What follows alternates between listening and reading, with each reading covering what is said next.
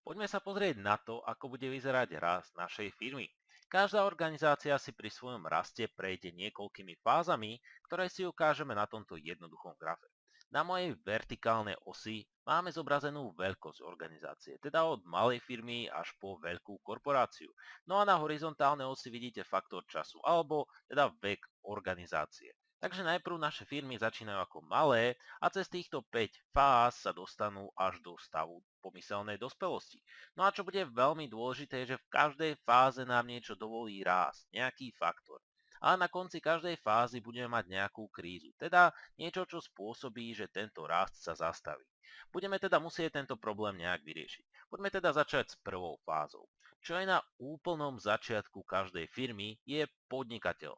Tento podnikateľ má nejaký skvelý nápad. Vďaka tomuto nápadu bude môcť rásť. No a v prvej fáze teda rastieme vďaka kreativite. Problémom však je, že náš podnikateľ musí zastať príliš veľa funkcií naraz a nevenuje dostatok pozornosti efektivite. No a toto sa nám určite musí vrátiť na nešťastie. Naši zákazníci a aj naši zamestnanci si uvedomia, že podnikateľ nie je tá správna osoba pre biznis. Čo nastane, sa nazýva krízou vedenia. Teda posúvame sa do druhej fázy, kde sa tento problém pokúsime vyriešiť. Tento problém vedenia alebo dôvery v naše vedenie môžeme našťastie vyriešiť jednoducho tak, že niekoho iného poveríme manažovaním firmy. Budeme teda rásť udaním nového smeru. Teda najmeme nový tím manažmentu alebo môžeme postúpiť nejaký rebranding. Vďaka tomuto kroku dosiahneme v našej firme novú úroveň štandardizácie a monitoringu. Naša organizácia teda opäť prosperuje a rastie. Všetko dobré, ale samozrejme musí raz skončiť a dostaneme sa ku kríze autonómie.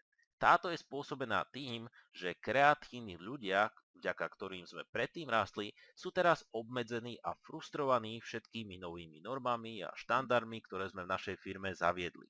Opäť ale tento problém dokážeme vyriešiť, a to tým, že delegujeme rozhodovanie v organizácii manažérom na nižších úrovniach.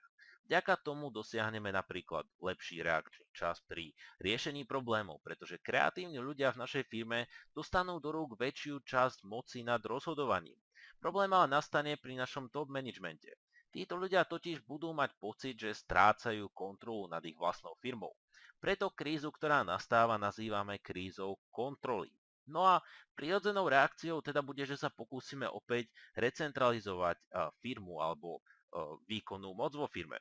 Nebudeme to ale robiť bez hlavu a bez plánovania. Budeme hľadať balans medzi všetkými funkciami, ktoré vo firme sú. Začneme opäť viac monitorovať naše aktivity a zvýšime expertízu. Problém, ktorý ale nastane, bude stúpajúca úroveň byrokracie. Totiž pridávanie všetkých týchto nových procedúr vo firme už nespôsobí nárast v efektivite, ale nárast v zložitosti fungovania, čo je samozrejme negatívne. Táto kríza bola nazvaná trochu zvláštne ako kríza červenej pásky alebo v anglickom originále The Crisis of Red Tape. No a prichádzame do poslednej fázy, kde budeme rásť vďaka spolupráci. Pokúsime sa teda priniesť do našej firmy opäť nejakú spontánnosť, či už pri komunikácii v rámci firmy alebo pri spolupráci so zákazníkmi. Môžeme napríklad vytvoriť produktové týmy. Čo je ale veľmi dôležité je, že naša firma sa pohne v jej základe z mechanickej štruktúry ku organickej štruktúre. No a až v tejto fáze a práve vďaka tejto zmene dokážeme naozaj reagovať správne na potreby trhu a prispôsobiť sa mu, ako je to potrebné. No a tu náš model končí a čo môže nastať po tejto fáze, nie je jasne definované, pretože v tomto bode sa už budú firmy natoľko líšiť, že to nie je možné nejak rozumne a jednoducho generalizovať a nakresliť do nejakého pekného modelu. Takže toto bol model, ktorý nám ukázal, ako môže naša firma rásť a samozrejme na čo si musíme dať pozor.